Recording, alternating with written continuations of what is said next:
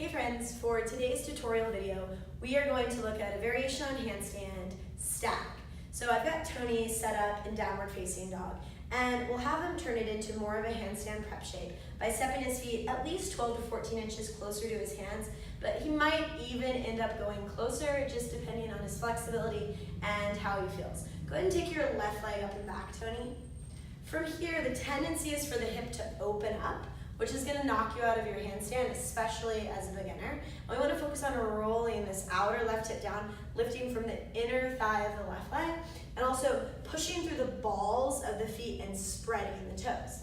From here, he'll bend his right knee as he leans forward, stacking his shoulders on top of the wrists and gripping into the fingertips, almost like he's gonna claw the mat. Go ahead and bend into your right knee and take a hop up, Tony. Great job. And let's go one more time. Again, lean forward, round through the upper back, protract your scapulas. Try to get most of your weight into your hands before you even hop up. And then go ahead and come down.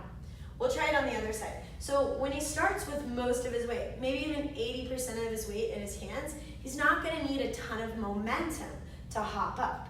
Go ahead and take your leg up, push through the ball of the foot, spread the toes. Great job.